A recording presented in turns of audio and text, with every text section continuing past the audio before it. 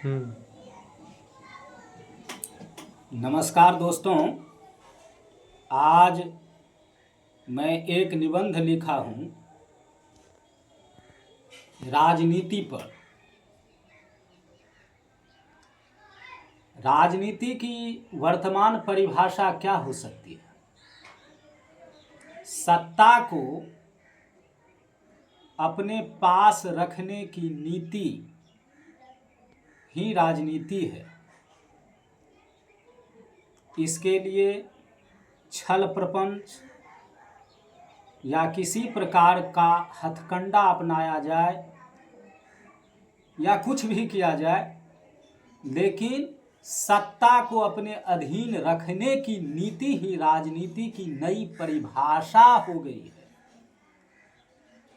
और इस परिभाषा को मैंने नहीं गढ़ा है, बल्कि ये परिभाषा साकार है, साकार रूप में, मूर्त रूप में मौजूद है।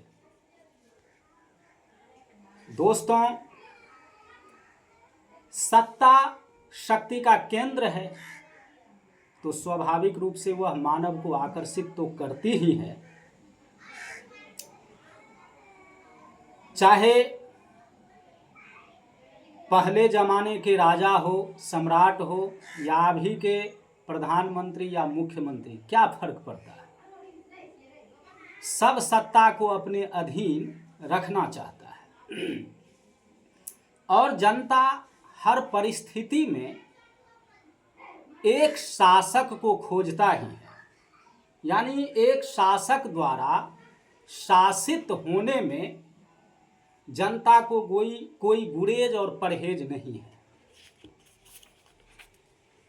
जनता स्वयं भी एक शक्तिशाली हुकूमत के शासन के अधीन अपने आप को रखती रही है या रख रही है। शायद उनमें गुलामी की आदत सी पड़ गई है। मार्क्स ने कहा था, राज्य विहीन और वर्ग विहीन समाज की स्थापना ही साम्यवाद है।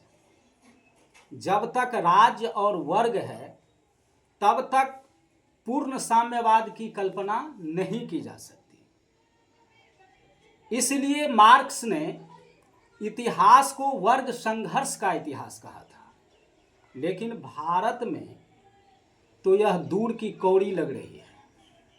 यहाँ अशिक्षितों और अर्धशिक्षितों की संख्या बहुत भारी है,